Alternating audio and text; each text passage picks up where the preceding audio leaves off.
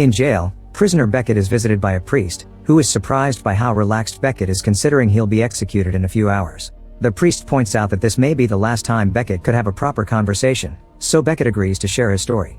This starts with Beckett's mother Mary. She comes from the wealthy Redfellow family in Long Island, so she's the heiress to a fortune valued at $19 billion. At 18 she meets Beckett's father, who is just a regular band member at a party. She instantly falls in love with him and they start a secret relationship, but she also ends up pregnant. Seeing her as a disgrace, her father gives her two options: either terminate the pregnancy or move out. Refusing to give up her baby, Mary moves to an average neighborhood in New Jersey. When she gives birth to Beckett, the sight of the baby is enough to give his father a pulmonary embolism, so he dies right there in the hospital. Now she's a single mother working as a secretary in the Department of Motor Vehicles. Every day she tells Beckett that she was kicked out of the house but not of the inheritance. The entire Redfellow fortune would pass down to the next oldest in line, and since Beckett is the youngest, he has to wait for everyone else to die. Despite their financial issues, Mary makes sure to give Beckett culture, class, and style. He learns to play the piano and archery, and wears suits even as a kid. During an archery class Beckett meets Julia and instantly falls in love with her. Julia is rich and isn't impressed by Beckett because he's middle class, so he assures her that one day he'll inherit a lot of money. They become friends and Julia goes to Beckett's piano concert.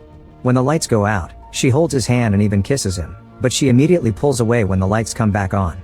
While Beckett is still a child, Mary gets terribly sick and ends up in the hospital after ignoring the symptoms. Beckett hopes her family will help, but nobody ever visits or calls. Mary tells him that he deserves better and makes him promise he won't give up until he has the right kind of life. Her final request before death is to be buried at the family plot, but the family never sends an answer, so her body ends up in a regular cemetery. Beckett watches her be buried while holding a lock of her hair and swears he'll demand his rightful place in the family home. The next day, Beckett rings the bell at the Redfellow mansion. The only answer is a letter brought by the butler. It coldly says they can't help him and it isn't even signed. Afterward, Beckett spends a long time in the foster care system and loses all contact with Julia. As an adult, Beckett works as a suit salesman. He keeps an eye on the Redfellows from afar, but nobody ever dies. One day, Beckett is shocked to see Julia at the suit store. She's still rich and has traveled around the world. He tries to ask her out, but unfortunately she's engaged. On her way out, she asks what happened with the Redfellow fortune. Beckett says he'll inherit it someday, so Julia tells him to call her when he kills them all. Later at home, Beckett looks at a locket with Mary's hair and remembers the promise he made. There are 7 Redfellows before him, so it's finally time to do something about them. The first one is Taylor, a broker at the family's finance firm. Beckett finds him easily because Taylor is always in the bars of the financial district. However, he realizes that killing his cousin is a crazy idea and decides to drop it.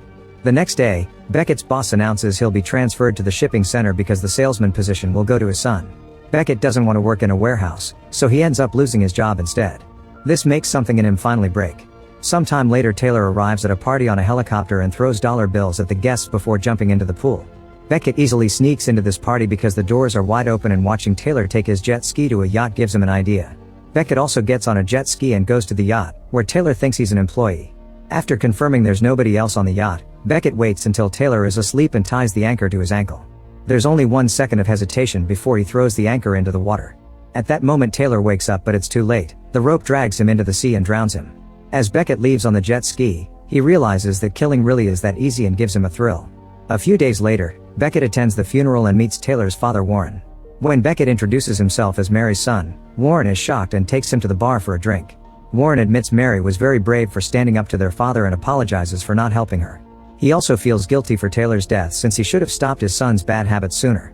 Afterward, Warren takes Beckett to his office and offers him Taylor's job, which Beckett gladly accepts.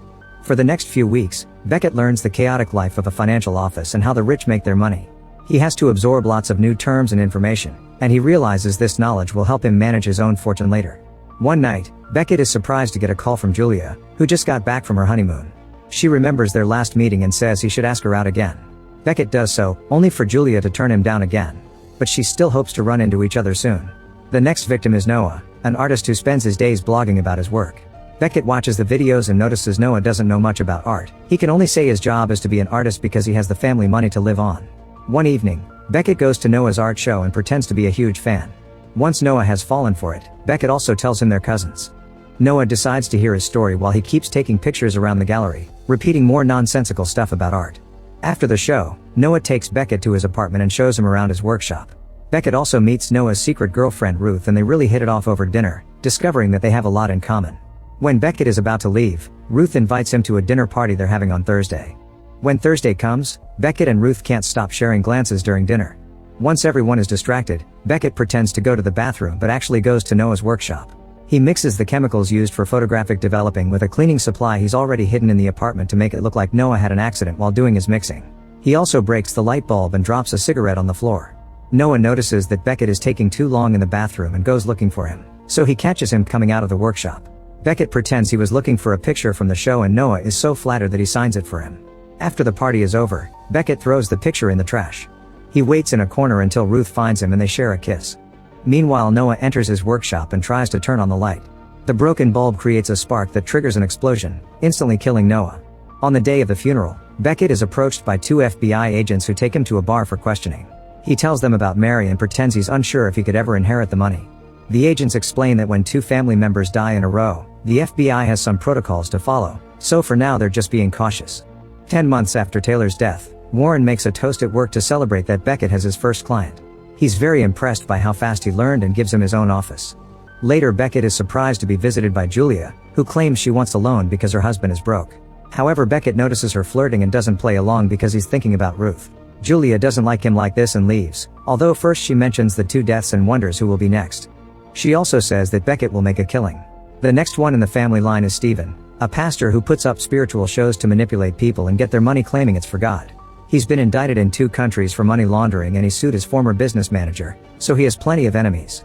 One day, Beckett asks his assistant to exchange suits with him and sends him to get a hot dog. Then he attends Stephen's show and approaches him in his office pretending to be a reporter from a Christian magazine. While they chat, Beckett waits until Stephen looks away and puts something in his supplement drink. Suddenly Stephen grabs a katana and holds it against Beckett's neck, saying he wants the truth. It turns out the name Beckett used belongs to a reporter who retired months ago, so Stephen is suspicious. Beckett pretends he doesn't know what he is talking about, making Stephen so angry that he hits the decorations on his desk. When Stephen threatens him with the sword again, Beckett admits he's his cousin.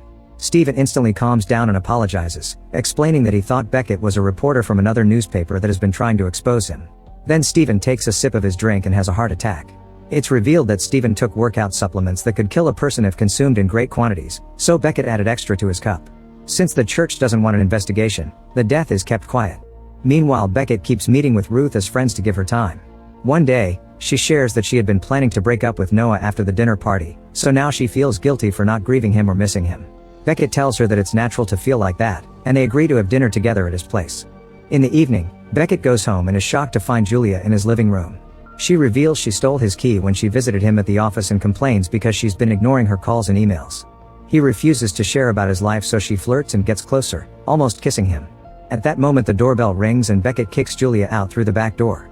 Then he meets Ruth and tells her he had trouble with the kitchen, so he takes her out instead.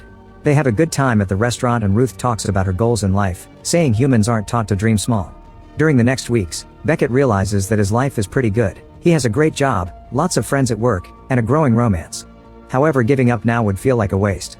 Julia keeps calling him, and he keeps ignoring her.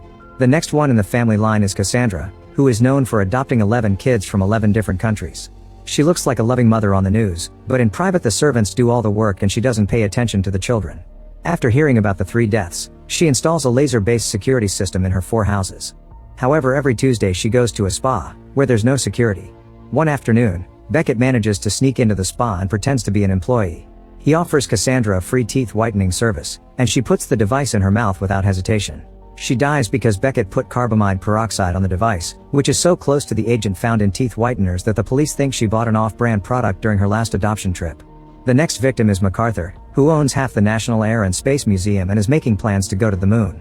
Reporters call him out for using so much money to go to the moon while his employees don't have health insurance, but he doesn't care. Beckett pretends to be part of his crew and secretly pours a sedative into his coffee. When MacArthur goes flying on his personal plane, he falls asleep at the controls and the plane crashes, effectively killing him. Sometime later Beckett moves to a very fancy apartment. He asks Ruth if she wants to live with him, and she agrees after some hesitation. The next red fellow in line is Warren, however Beckett has become fond of his uncle and actually respects him now, so he can't bring himself to kill him. Besides, he has a good life, so he admits he's actually happy with what he has and even gets engaged to Ruth. One morning, Beckett is approached by the FBI agents again. They inform him that he's a potential heir, and he pretends to be shocked. When the agents ask him what he was doing on the day of Stephen's death, he tells them he was getting a hot dog. The agents later check the security footage and see Beckett's employee wearing his clothes. They can't tell if it's really him and don't believe someone could remember having a hot dog on a particular day months ago, so they agree to make an agent follow him. Sometime later, Beckett is leaving the office when suddenly Warren collapses behind him because of a heart attack. At the hospital, Beckett takes care of Warren, who mentions that Beckett is the only one who has visited him. Before dying, Warren advises him to be with his loved ones because work won't be there for him. During the funeral, Beckett realizes that only his grandfather is left. A few days later, Beckett receives a letter from his grandfather inviting him to the mansion. Today is also his engagement party, but he calls Ruth and promises to be there in time. When Beckett goes to his office, he finds Julia waiting with a surprise. She made someone follow Beckett and now has photographic evidence of his crimes. She became suspicious after Taylor drowned because he went to Princeton on a swimming scholarship. Julia asks for $300,000 by 5 o'clock delivered to her husband, or she'll send the pictures to Ruth. A desperate Beckett runs out of the office after telling his assistant to sell some of his stocks. The FBI agent sees him and continues to follow him. Moments later he bursts into the office of Julia's husband Lyle, who keeps drinking because he's broke. While Beckett moves some things on the table and writes the checks, Lyle mocks him for acting like a fancy man when he comes from a poor background, so Beckett slaps him. Lyle tries to punch him, but since he's drunk, Beckett easily brings him down and Lyle cries like a baby on the floor. Afterward, Beckett goes to the Redfellow mansion and texts Ruth to warn her that he'll be late, but the message isn't delivered. While Ruth deals with all the guests, Beckett meets his grandfather Whitelaw, who wonders what dirty deals Beckett got to grow up so fast in the financial business. Whitelaw also wonders whether Beckett can live this type of life since it can make someone lonely and regretful. He reveals that Mary was his favorite kid, but when Beckett asks why he didn't help her, Whitelaw doesn't answer. Then Whitelaw shows Beckett a gun that has been in the family for generations. He loads it and hands it to Beckett, asking him to end things. Beckett points the gun at him, but he doesn't dare to do it, so he leaves. However, he finds the front door locked and the butler blocking it outside. Then he tries the windows in another room, but they're also locked. Suddenly Beckett hears a noise and opens the door, only to see Whitelaw shooting at him. He dodges the shot and it grazes his arm. It also breaks the door, so Beckett grabs a piece of wood and stabs Whitelaw in the leg. As Beckett starts to run, Whitelaw chases him and keeps firing as he explains that all doors have been sealed by the butler. In a room upstairs, Beckett finds a bow and gets an arrow ready. When Whitelaw comes in, he tries to shoot him, but the bow breaks. After dodging another bullet, Beckett grabs a new bow and shoots again, this time successfully landing an arrow in his grandfather's chest. Since Whitelaw is still moving, he shoots a second arrow into his neck, finally killing him. Beckett finds it ironic that his final murder is actually an act of self-defense. When the police arrive, he tells them exactly what happened, and he gets to leave while the FBI agent watches him from afar. By the time Beckett makes it home, the party is over and Ruth is upset. She demands to know what he's been hiding from her, but he only tells her about his encounter with Whitelaw. Afterward, Beckett inherits the family fortune, so he and Ruth are welcomed to the socialite life at a big party. Beckett is delighted, but Ruth feels uncomfortable. Unfortunately, the party is interrupted by the FBI, who arrest him for the murder of Lyle. After all this, Beckett has been caught for the one murder he didn't commit. They have the security footage of him bursting into Lyle's office, and his fingerprints are on the murder weapon, a letter opener he touched when he moved things on the table. Julia found Lyle's body and now testifies against Beckett, saying he's been in love with her his entire life. This makes Ruth leave the courthouse. Beckett is found guilty and sentenced to death. Before the execution, Julia visits Beckett. He tells her he'd rather meet the end than be with her. Julia reveals that Lyle left a goodbye note and Beckett goes crazy, but she refuses to share it. A desperate Beckett begs until Julia agrees to help him in exchange for his fortune. She kisses the glass before leaving. Beckett then makes a lawyer send him the papers so he can transfer everything to Julia and asks for a priest. In the present, Beckett tells the priest that he's calm because Julia will get him out soon. However, hours are passing without news, so Beckett is getting nervous. The priest decides to read him a Bible passage about death as a goodbye.